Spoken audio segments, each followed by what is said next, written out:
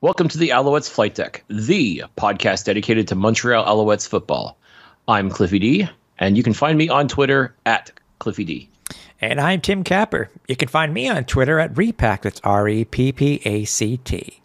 And this podcast is presented by our good friends over at SportBuff, where if you use the promo code FlightDeck-10, you will get 10% off on any order. So if you head over to www.sportbuffshop.com, and you'll be able to use it there. It's that time, buddy. Yes, it is. It's the most exciting part of the year, as far as I'm concerned, because we got our fill of football, but not nearly enough. Like we got that taste, we got that in-game experience that we've been missing for since November last year. Yeah, it's November. December. Late November. December. If you think about it, I know we weren't the Grey Cup, but right. But no, I'm just talking about the in-game experience at Percival Molson Stadium. Yeah. That was mid to late November. I mean, that first time in a long time. Back in our seats, back where we belong, back watching Alouettes football. It made for a very nice Friday evening. It was. Whether it was perfect, it helped. I'm hoping that, I would be more than happy to take the results that we had for this game versus Ottawa versus any opponent this year at home. But, I'm sure, I don't know if the Alouettes want to, be labeled the cardiac kids again, but, just as long as they win. But still, they had a, great preseason considering, the fourth quarter drives and comebacks that they had. And I'm hoping that it's not necessarily a thing to come. I mean, the wins, yes, but I mean, being able to be as competitive as they were during the preseason hopefully carries over to the 2022 season. I think it will. I think this team, the way it's built, and just the way that they prove themselves time and time again.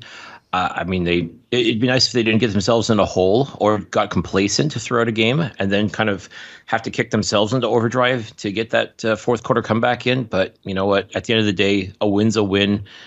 And just exciting football. That's all we've ever wanted, win or lose, is exciting football.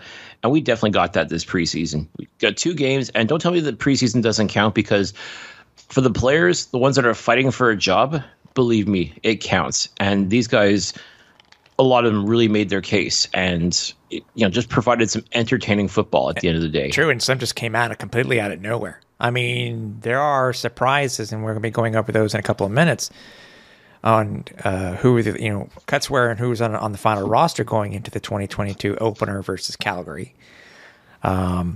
It's those diamonds in the rough, dude. It just shows that our Danny Mac and the rest of the team are doing well when it comes to finding these diamonds in the rough. So it's. Yeah, and this is where you find them. Like, what you're getting when it comes to like a Vernon Adams Jr. or Eugene Lewis or Jake Winicki or William Stanback. You know what you're getting already with those guys. It's the guys that were found in these little no-name colleges or your draft picks, like even the late round draft picks. Mm-hmm. You don't know what they can do. Like, you've never heard these guys before. Like, this was their opportunity to show that they definitely belong in the conversation. And it was really impressive, like just seeing who stepped up and who made their case heard. I mean, that to me is the fun of preseason. It's all about the talent evaluation. Like, some guys, are just not going to make the team because they really were brought on as camp bodies, like just enough to give some sort of quote unquote competition. But there are a lot of guys that were on the bubble that you think, okay, these guys should be on the team, and they pretty much had the ball out in order to convince the team that, I belong here, whether it's on the active roster or practice roster. Like, I'm pretty sure after Friday night, after the outstanding game that we saw, I'm pretty sure the coaching staff and Danny Machocha must have been having a pretty sleepless night. Like, who do we trim? Who do we get rid of? And I'm sure they must have been. Must have been like a Sophie's choice for them. Like, just who do we keep and who do we let go? And exactly. It wasn't a Homer. I don't envy him. It wasn't a Homer Simpson. It wasn't a Homer Simpson in any way. Where it's like, you're cut. It wasn't that way in any way, shape, or form. I like your hustle. Yeah. That's why we had to cut you. Exactly. That's what made it so hard to cut you. That's right. Good catch, but you're cut. Yeah, considering, the weather was so nice, 20 plus degrees. What was it at game time? 24 degrees at kickoff. Just over 11,000 showed up, which I think is a pretty decent amount for a preseason game. I'm hoping that for the game on the 23rd on St. Jean weekend, it will be almost a packed house. It would be nice to see. I think so. And I think also, too, like that 11,000 that showed up, on the surface doesn't seem like a very impressive number. But when you think about the fact that it's a preseason game and people still are conditioned to things that preseason games don't matter. Yeah. But I think this is a chance for people to get out and get that experience, if you will, get the idea of Montreal Alouettes football if they haven't already. And honestly, like when you give them an exciting, interesting game to watch, yeah, they'll still make noise, and they were loud. Like it really felt like a game, like a regular season game atmosphere. Yeah, which is great. Yeah, aside from the newest annoyance at Percival Molson and that car alarm, which mostly everybody, including the opponent, just seemed to hate, because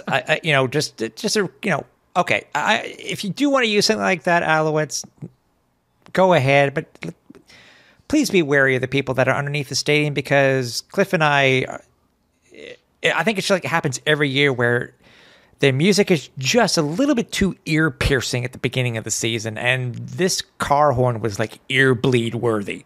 It really, really was. So, and just going through Twitter throughout the game, like that was the one thing that rang through clear as day was the car alarm. What's with the car alarm? What's going on with the Alouettes and this car alarm? Exactly. Knock it off. Yeah, what happened? Stop it. What happened to the fit up? Wee, and then stuff from there. So I haven't done my survey yet for the game, but by all means, that's going to be mentioned quite a bit. And I gotta give props to the Alouettes social media team. They soaked it in like a pro wrestling heel. Yes, they just soaked it in and just thumbed their nose at everybody. Like, what do you mean you don't like it? I think it's great. Screw you if you don't like it. Yeah, it was hilarious to watch. Oh, it's good. It makes good. Yeah, it makes good stuff on social media, I will admit. Absolutely, and it gets people talking. And for sure. It wasn't. I didn't feel like it took away from the game itself. I mean, it was strategy. Like they were doing it on defense. I mean, at the end of the day, you're trying to rattle your opponent, even if it is just a preseason game that quote unquote doesn't count. You're still trying to work that in, and I'm pretty sure it was preseason also for the in-game staff as well to see like, okay, let's try this and see if it works. Let's see if people respond to it, and they responded to it. Well, hey, No Country Road. Yeah, let's hope that's just a preseason, mistake or oversight. The only thing I want to know from fans who were there is let us know how it was in the stadium for you when they played the car alarm, because with us being underneath the upper deck, it's just damn loud. It just really, really is damn loud. But yeah. And yes, fans did make noise when they were supposed to, in addition to the alarm. But and that's fine. We're okay with that. But I can see why a lot of people would be really annoyed by it. Mm-hmm, mm-hmm. I guess because there wasn't enough vuvuzelas, because that used to be the number one thing too that people would bitch about when it came to Alouettes home games being broadcast on TSN or RDS, was the fact that you always heard the vuvuzelas, and didn't hear too many of them. Yeah, well, that's also when there was nobody at Olympic Stadium. But yeah, but when the Alouettes were, there wasn't social media then. So no, I got a good point. Very good point. Yes, but people like to. I think people just like to bitch about Montreal in general on being broadcast on TV. Like they just don't understand. And to me, it's like, well, listen, you got to be here to really appreciate it for what it is. And I don't know if the car. I'm curious to see what's going to happen come June 23rd to see if this car alarm is going to stick around or not. Like if please God no, which means it will. Well, that's it, right? We don't like it. Well, we'll give you more of it. Exactly. We'll just use a different one. Not going to go really over all the ins and outs for the game itself. I mean, there are a couple of things that really stood out that we wanted to point out. I mean, yes, the Alouettes came back. They came back from, I think they were down 10? Down 9. They were down 9 going into they were down 4 going into the fourth, and then it was 26-17. And the Alouettes came all the way back again, but this time did win 27-26 on a last second touchdown And all I can say is that I think we have ourselves. I don't know when he'll get into an actual game itself, but yeah, dude, being able to, get that touch. Am I looking at the wrong one? No, I'm not. to get the 2 games in a row from Davis Alexander, leading to almost both game-winning. Technically, they were both game-winning drives, less a pretty piss-poor DPI, which was called in the last game, which RDS did happen to have the footage, by the way. But yeah, Davis Alexander came out of nowhere, but it is somebody that you and I have been watching and really impressed with at camp. Didn't impress us. I think we mentioned the last show on the inter-squad game, but still, these 2 games that he has played so far in the preseason were absolutely fantastic and deserved the spot on the roster. I'm just, spoiler alert, he deserved the spot on the roster that he got. The other thing too is to bring us to that point of the last second touchdown was that pitch and catch to Fabian Guerra. What a catch. Oh, Absolutely beautiful. Everybody exploded for that. And we saw, like, Davis Alexander, he hucked up a prayer. Yeah. And Fabian was all by himself. He was on an island. I know. And he caught it, and I thought he was going to roll in for the touchdown, but no, they downed him at the 2. And to the point where even head coach LaPolice for the Red Blacks, he threw a challenge flag, and I'm pretty sure it was just where the hell that came from. I still have to go back and watch the broadcast to see what the hell he was challenging. I think it was just a glorified timeout, to tell you the truth, because there was absolutely nothing wrong with that catch. I mean, it was just a perfect throw, a perfect catch, and everybody just exploded. Like, talk about everybody just losing their damn minds over that catch. Unbelievable. Oh, no kidding. I mean, that could have just as easily been Vernon Adams to Geno Lewis in an actual game time scenario. But no, this is preseason, so this is where the 2s and the 3s are they got to shine if they want to have any chance of making this team. These are the moments they have to be able to complete. Yeah, and my God, it was so much fun. Just so much fun to watch that. It was. And then obviously one of the big plays was the combo of Tyrell Richards and Brock Gowanlock. Woohoo! What a hit. What a hit. I mean the Ottawa quarterback did not see it coming from Richards in any way, shape, or form. He was like a train, and he just bowled over. I think it was Tyree Adams, his name?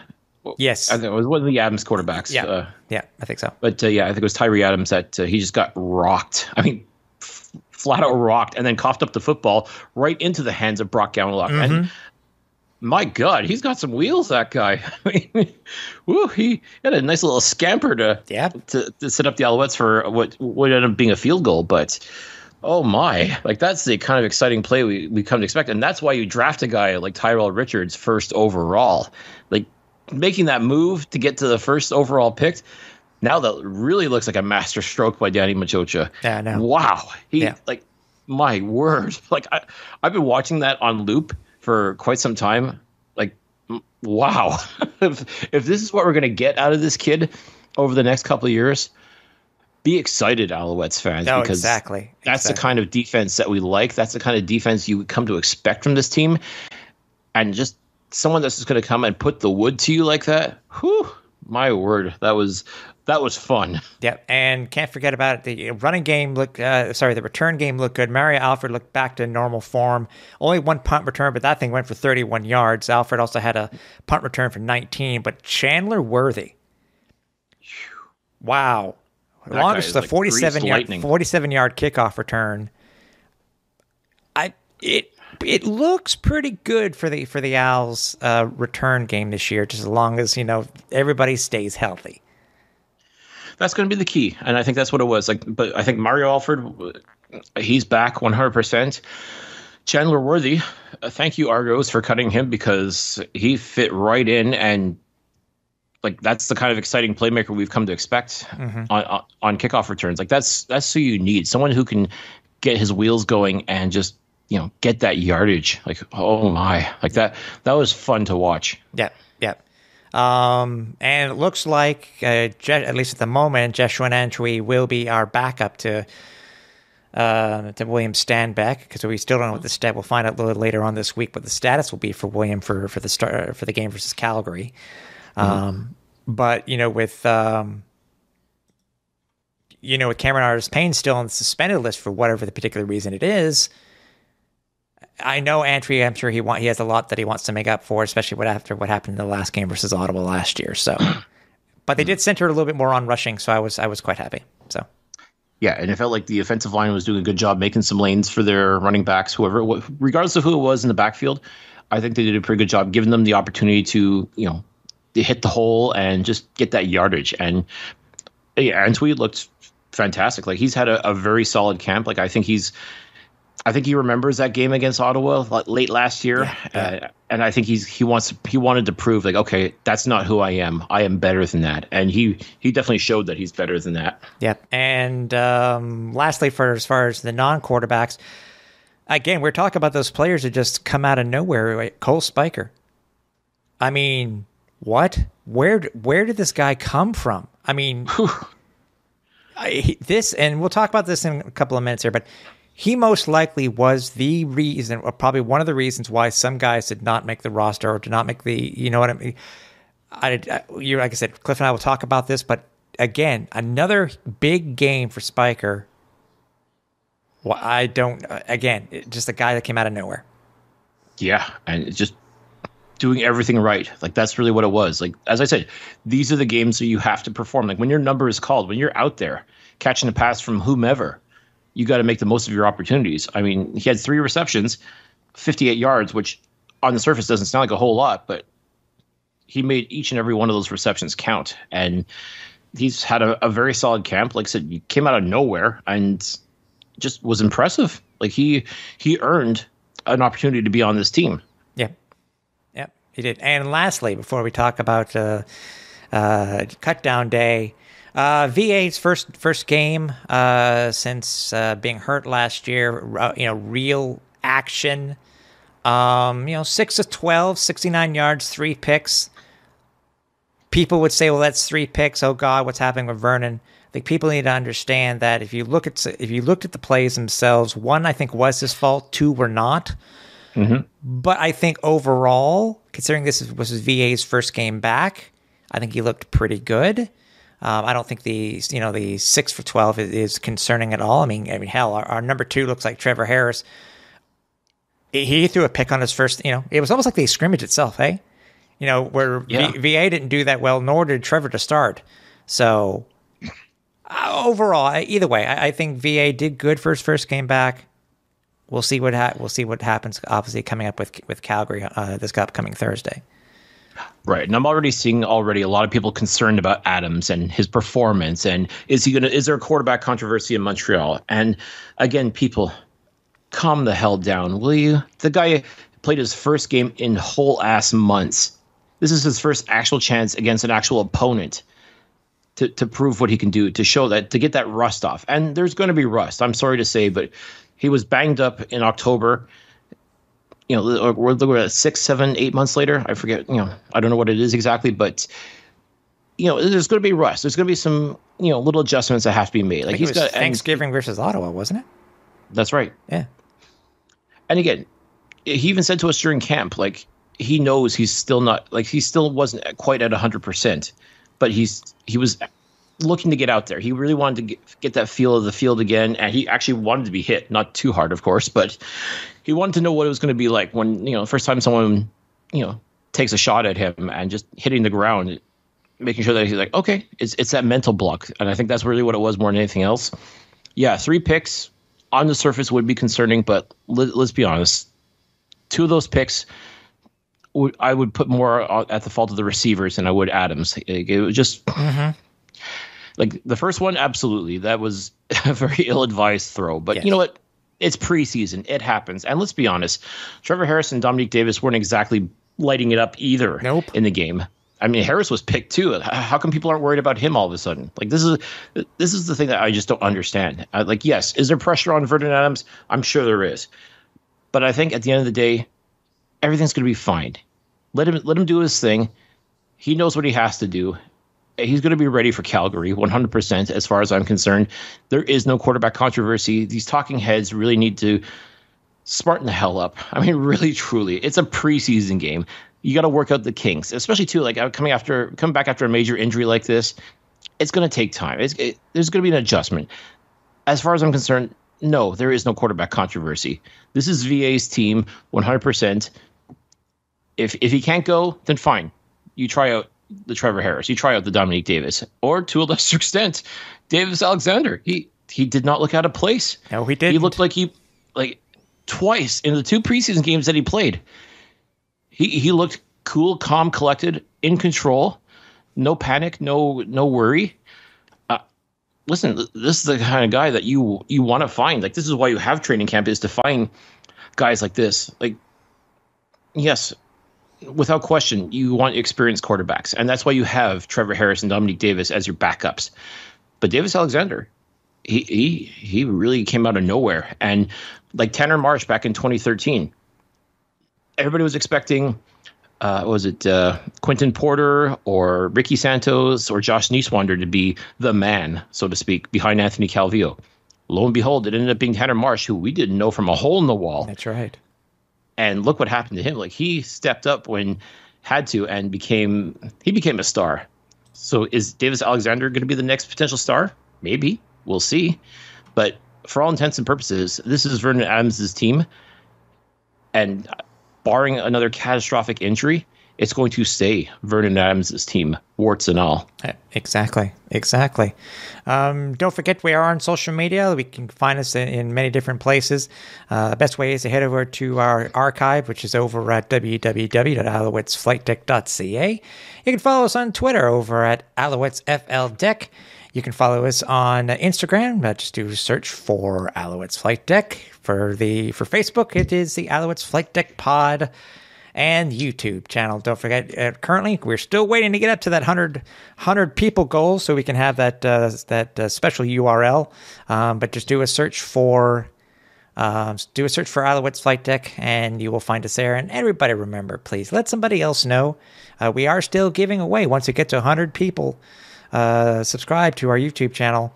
We are be giving away that brand new with tags, still in its plastic, satin Delta throwback jacket.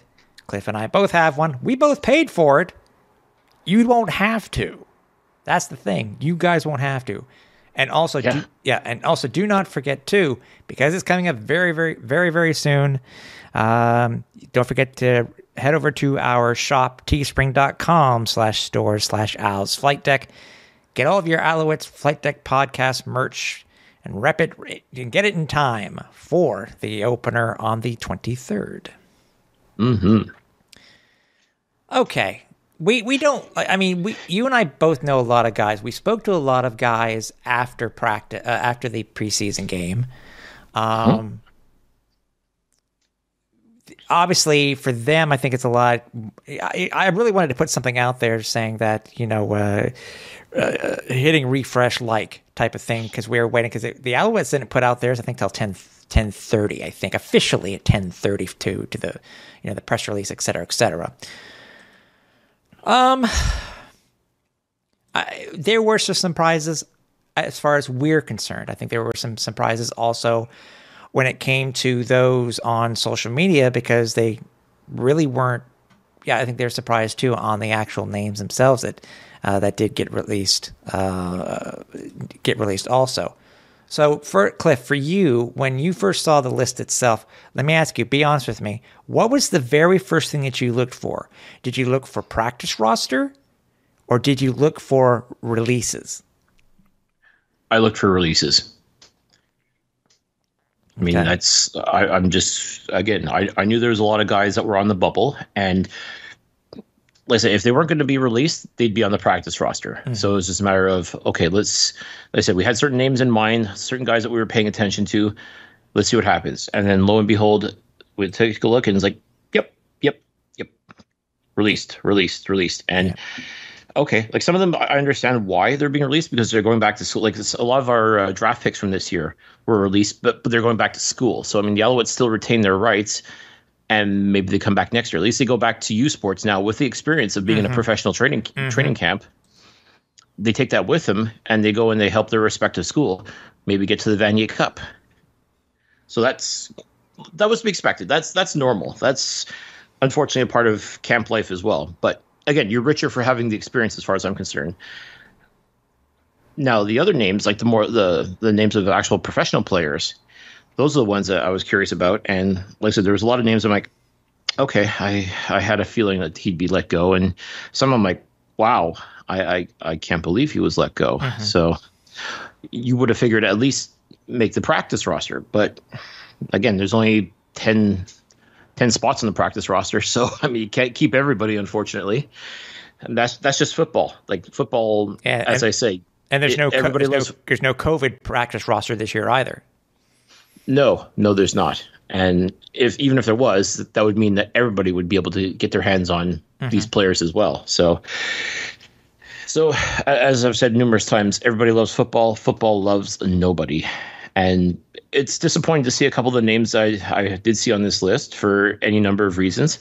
A couple of names I was not surprised about because, especially the second half of the game, a lot of the guys on the defense, a lot of the secondary, they were just bad. Yeah, they were bad. It's like, where did they forget how to tackle? Did they leave it in Trois-Rivières? Yeah, I mean, it's like, you're not playing two-hand touch. It's preseason, but you're not playing two-hand touch. Like, you got to tackle the guy. You can't just let the quarterback waltz into the end zone like what's his name? I guess it is Tyree Adams again. He was one who had that like 30-yard touchdown run. Yeah, like nobody was catching him. What the hell? Yeah. Like you're just standing around watching him go. Like, so yeah, I was not surprised to see a couple of those guys. I'm like, yeah, they will not be on this team. Yeah. For us, obviously, I think for us, one of the bigger names that was released from the Alouettes roster was Quan Bray. But then again, you look at what he did during the preseason, because we're usually, if you are quote unquote guaranteed a spot, I guess that's the only way I can put it, because as it, there is no guarantees in football or in sports. There's really not. You really aren't playing that much. Just you usually play with the ones and then you're done. Quan didn't have that good of a camp. He looked okay in Trois-Rivières, but I mean, I guess I don't think he got that many catches, if I'm not mistaken, throughout the entire preseason. So no, he was kind of a ghost, to tell you the truth. I mean, like, I saw him on the sidelines, but that's about it. Like, he didn't make any outstanding plays, like any plays that would be like, what we'd come to expect from him, because let's not forget, in 2019 and 2021, he was a focal part of the offense. Like, he was one of Vernon Adams' favorite targets. Enough so for me to buy his jersey at the locker room sale in 2019. There you go. I mean, like, he was definitely a part of this team. Like, he was one of those guys that you figure would be safe, but at the end of the day, you still, especially with new receivers coming in, you got to be able to perform. Like, your spot is not guaranteed unless your name is Geno Lewis. I think that's the only receiver that I would consider 100% untouchable at this point. And even then, still not a guarantee. But if anyone's going to be quote unquote untouchable, it would have been Geno. Yeah, and with everybody else being up for grabs. Yeah, and then our fan favorite, and then we're not sure what caused him not to get a spot on either the active roster or the practice roster was, Fabian Guerra. I mean, high enough, on the popularity level, I guess, say for Herb Zurkowsky at the Gazette to write something about him. I mean, is it because it makes me wonder, Cliff, if somebody is playing mostly in the second half of a preseason game, does that person have less of a chance at making the roster than anybody else? Not necessarily, because, I mean, Cole Spreaker played when he did, and in my opinion, I think Cole was the reason why Fabian did not make the roster. Now, those are just my musings, but I really think it's because Cole was such a out of nowhere wide receiver in camp that it may have been a decision between Fabian and Cole Again, I'm just speculating here. I don't know what you think, Cliff. I don't know if it was a combination of Cole and somebody else, but I know both you and I are disappointed that Fabian didn't make the roster, and a few actually on social media actually expressed the exact same thing. Mm-hmm.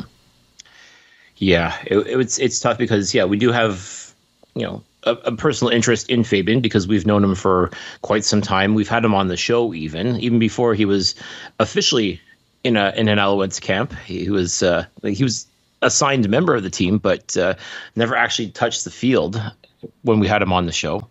But again, this just speaks to how highly we thought of him, that we thought, okay, this is a guy that belongs on the Alouettes. This is a guy that, if given the opportunity, is going to make some noise. And sure enough, this camp, he certainly made some noise. We talked about the fact that he's pretty much had to scratch and claw his way to the top, so to speak, when it comes to his professional football career, whether it was in Arena, the Spring League, or anywhere else. Like he's had to work his ass off to get opportunities like this. And he's certainly tried to make the most of each and every opportunity. I mean, everything we saw of him, like, bias aside, like everything we saw from him was crisp, looked good. He was all over the place as far as, receiving, special teams. Like he was doing it all as far as I was concerned. And the 2 preseason games that he played, you heard his name quite a bit, made some exciting plays happen. He had that absolutely phenomenal catch that led to the go-ahead touchdown that won the game this past Friday. I mean, just like I said, everybody was losing their mind for this guy. And it just wasn't enough, apparently. And I'm curious as to what it was, especially too when you look at some of the names that did end up on the active roster and the practice roster, and you're like, okay, yeah, they're good, but personally, again, this is completely bias aside. Like just looking at the body of work that we got to see, whether it was at Trois-Rivières or for the 2 preseason games, like personally, I think Fabian outplayed at least 1 or 2 of them, but just wasn't quite enough. And I don't know if this was if he was the final cut that had me, they really had to choose between this guy and Fabian, and this guy ended up barely inching him out. I think that's what I'm thinking. It would have to be, because I mean, as far as I was concerned, he did everything right. He did everything he had to do to make this team, even get on a practice roster. So again, only the Alouettes for themselves could truly answer that question as to why he's not a member of the team now. But let's face it, folks. He, as far as I'm concerned, he's a talented player. I'm sure a lot of people saw what he did this past Friday. He's going to land somewhere for sure. Once the dust settles for the cuts and training camp and practice rosters and all that jazz, Fabian Garrett is going to be playing in this league at some point in 2022. I'm willing to bet on that. Wow. Man, I'm pretty strong sentiment, and I'm right up there with you. I think he needs to deserve the chance to play on the roster. So it's. I mean, if you want a hardworking guy that does everything right and makes the most of every opportunity, he didn't coast at all. I did not see him slack off or coast or half-ass it or anything like that. He did what he needed to do as far as I was concerned. And I told him as such. I said, listen, you put it all out there. Nobody can deny the work that you did. It's just a matter now of, did the team see it that way? And for whatever reason, they didn't. I hope they labored over this, because, I mean, like I said, I don't know what else he could have done other than maybe even scoring that touchdown. That would have made the difference. I can't imagine it would, but it's hard to say. Yeah. But it is what it is. As I said, football is crazy like that. Exactly. And any other names, by the way? I mean, Jordan Scarlett was one of the other names, too, that was released. I mean, it was one of the big, I don't know if you call him a quote-unquote big signing, but he was released, too. Any other names for you? Richard Cliette, I know, got quite a bit of attention, and he also played pretty well for the most part. But once again, when it comes to the secondary, it sounds like there was a lot of competition, and it just wasn't quite enough. I'm sure he too must have been one of those picks that was like, okay, do we keep him? Can we find the spot for him on a practice roster? And I'm pretty sure they labored on that one as well. Aside from that, like I said, a lot of the names that I see on this list were guys that I really didn't think was going to make the team, quite frankly. They were just kind of lackluster in the second half of the game on Friday. Either that or the guys are going back to school. As far as the cuts go, a lot of these names I pretty much expected to see. Yeah. Honestly, even Quan Bray, like I said, just for what we talked about, the fact that he was fairly invisible for the most part. Like, I know a lot of people are shocked because, yes, that's a name that people know. But again, this is training camp, folks. Like, especially too when you got young guys coming in like Tyson Philpott and Hergy Mayala was signed in free agency. Like, these are receivers that can work with VA and make plays happen. And that's the thing. Like, when it comes to the receiver position, like, all of a sudden there was an embarrassment of riches. Like, there was a lot of quality receivers in camp. Well, again, as I said, and you just can't keep them all. Well, yeah, with Spreaker coming out of nowhere and Kevin Kaya being used for something else, even though he's a global. My big thought too, and I guess, has there been a modification to the rule or not? Because with all honesty, dude, I think Davis Alexander outplayed Dominic Davis. I agree. And I'm surprised. I'm kind of surprised the Owls are keeping three quarterbacks on the roster. On the active roster, yes. On the active roster, yeah. I'm very surprised. Yeah, I honestly thought, like, Davis was okay, but to me, I didn't think okay was going to be enough to win a spot. But I guess you can't deny the fact that he does have CFL experience, whereas Davis Alexander does not have CFL experience. My only thought is this, too. I'm wondering if this is for a couple of weeks thing because of a just in case, whether it be a VA or a Trevor Harris thing. Could very well be. Because how many other teams? I think there's one other team. You looked at the list. I just glanced at it quickly. I think another team kept 3 quarterbacks on the roster, active roster. I think it was BC, if I'm not mistaken. Yeah. So, yeah, I'm surprised. I mean, as I said, Spreaker made the active the practice roster. I think that's you and I expected that. Taco Lee. Yeah, Davis Alexander.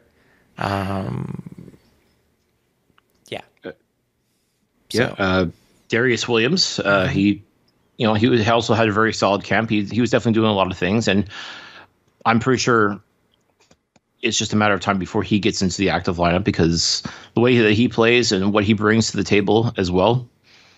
I think it's just going to come down to, like, the minute someone starts to falter in that secondary, they'll be slotting him in there too. I think it really is just a matter of time for him.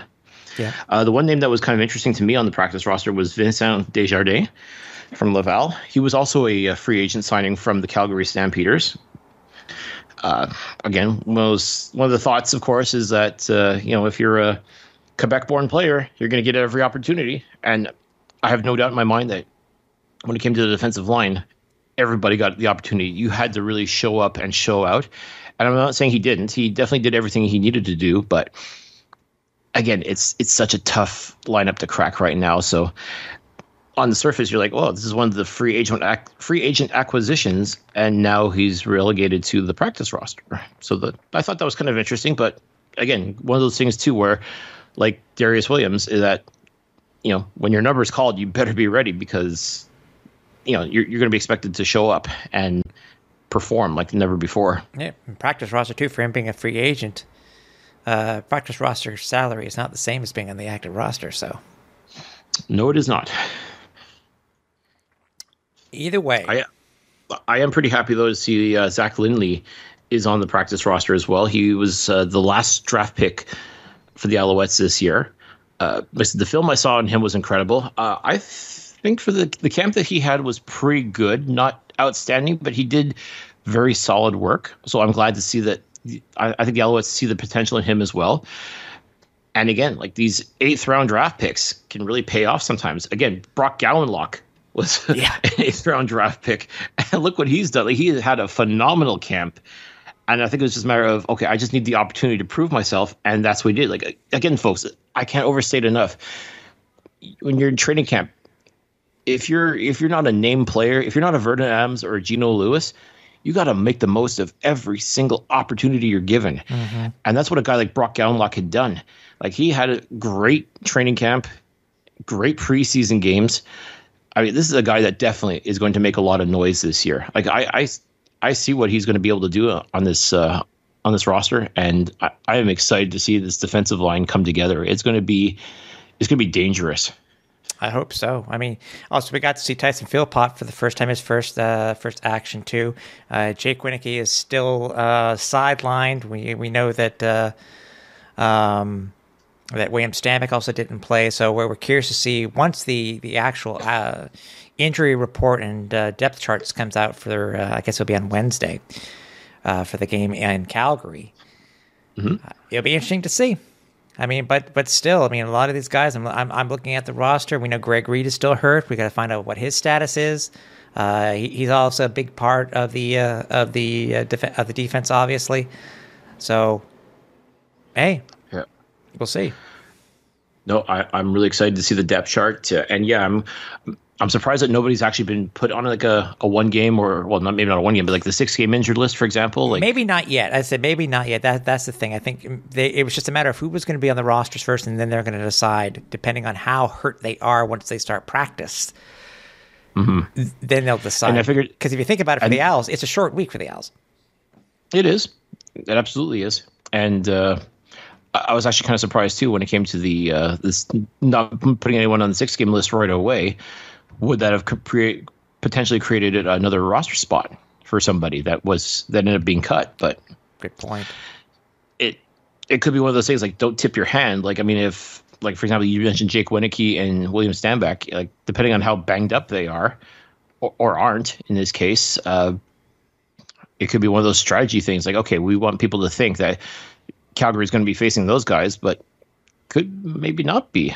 But in which case, then wouldn't you want to keep one or two of these guys that you end up releasing if you thought that they had potential to crack the lineup? So it's going to make for a very interesting release of the depth chart come Wednesday. So I guess we'll see what happens. But is this gamesmanship? Is this just a matter of knowing in advance what you got? I guess we'll find out on Wednesday. Exactly. Before we finish up, by the way, we want to let everyone know this it's a special episode that we're doing specifically because of the cuts and stuff like and the updates for the roster. We are going to be having our regular show on Wednesday, but this thing with special episodes is something that we have been wanting to do for a while. So we will have them throughout the season. You can't expect our normal show on Wednesday, which we are hoping to have, looking at potentially having somebody join us when it comes to the preview for the Alouettes 2022 season and for the upcoming game versus the Calgary Stampeders on Thursday. So stay tuned for that. Also, now that we have our roster is currently set, who do you want to see us interview? There are many guys we've never had on the show before, and we would love to hear their stories. I mean, Cole Spreaker's a perfect example. Davis Alexander, a perfect example.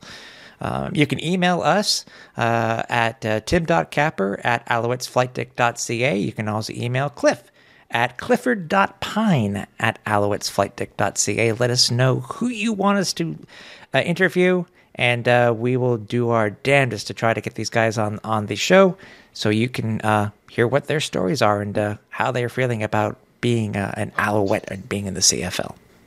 Absolutely. And we've actually had a couple of players follow the Flight Deck Twitter account, and they've pretty much said in no uncertain terms that, yeah, we want to come on the show and we want to tell our story, and we want to tell their story for them. So if there's anyone that you're looking for us to chat with, folks, by all means, let us know, whether it's via social media, email, what have you. Even if you see us at the stadium, then stop us and say, hey, you got to have so-and-so on the show. If we can make it happen, we certainly will. That's right. Again, I'm also going to announce this on the next show too, but do not forget, because with the game coming up on the 23rd, the next draw for the SportBuff Flight Cruise seats is going to be done the week prior, so it'll be the week approximately let's get my dates here. Look up your calendar, Capper. It will be done the week between the 13th and the 17th. That's the week that we will be putting out starting the new contest for a pair of tickets to the home opener of the Montreal Alouettes. And thanks again to our winner from last week, giving us a nice shout out on social media. You too, and I think, Cliff, you're going to be grabbing that, and we're going to show you what you could have if you do win this contest. Absolutely. It was really cool to see a video from the perspective of the flight crew seats. And folks, I'll tell you what, I've always said there's not really a bad seat in the house at Percival Molson Stadium. And I think this just proves it. So when the time comes, you want to go see an Alouettes game at Percival Molson Stadium, get on that. Throw your name in there, and who knows? You could be watching the Alouettes live, courtesy of the Alouettes Flightdeck and SportBuff. Yes, sir. Just one. I think we decided to go ahead and end the show on a very cool note. I know, Cliff, you wanted to talk about this, and we were talking about this earlier in the show about our post game experience. But I think you yourself wanted to bring up, I think, the other, besides speaking to Fabian Guerra, seeing Gino at the end. And by the way, shout out to Gino, who I saw today at the Montreal Alliance game played over at the Verdun Auditorium. It was Gino, Hergy Maya, and Kaya Julian Grant. Shout out to them. But you wanted to talk specifically about our interactions with another one of the newly minted players on the active roster. Yeah. We've been singing his praises for quite some time now, but Tyrell Richards, you saw what he did this past Friday. He lived up to the hype. It was really awesome. After the game, we actually got to meet his dad, who's also a coach. All of a sudden now a big fan of the flight deck, so we definitely appreciate that. We definitely appreciate the love, and being able to speak with both him and Tyrell after the match was really awesome. Just you could see the grin from ear to ear for both father and son. Just to see the excitement, knowing that, okay, I made a play happen and it was awesome and it really affected the outcome of the game. To me, that those are the things that I love the most, is just seeing players interacting with their families and seeing the excitement of knowing that, okay, I am now a member of a professional football organization. To me, there's nothing cooler than that. It's easy to get blasé about it. You've been playing for a number of years now, but it's that youthful excitement, that energy, yeah, I did it. That to me is the coolest. And like I said, a proud dad, just beaming, knowing full well that was his boy who did that. And especially what Tyrell's gone through too. Yeah, he's, it's been a struggle for him as well because of the way things worked out when he was playing for the University of Syracuse. But as I said to Nick, his father, you know what? That's all in the past. What matters is what you do now. And let's face it, people, if you didn't know the name Tyrell Richards before, based on the CFL Combine and the fact that the Alouettes made the move that they did to get him at the first overall pick, you know who the hell he is now after that incredible hit, and which resulted in an interception. It was just absolutely beautiful. This is the defense that we've been talking about. And for Tyrell Richards to basically do that in his home opener, or his home debut, if you will, that's just outstanding. This is how you get people excited about you. This is how you get people to remember your name, is to make outstanding plays like that. I'm not expecting him to make a play like that every single game. It'd be awesome if he did, but just the fact that he was able to get out there, do his thing, and shows that he belongs as a member of this organization, phenomenal. And the fact that you do it with your parents in the crowd and you know that everybody's got your back and they're excited for you. Like I said, for the Richards family, I think that's got to be one of the coolest moments of 2022. Yeah. And hey, many more, and that was just preseason. So exactly, just that's how you make your debut. Not bad as far as I'm concerned. How do you follow that up? I'm excited to find out how he's going to follow that up. Exactly. So again, we will be back here on Wednesday with our normal show. Again, you can reach out to us on social media. We always love to hear from you guys. Hey, we're just as excited for the 2022 season as everybody else is. So for everybody here at the Alouettes Flight Deck, for Cliffy D, I'm Tim Capper. We're on Final Approach.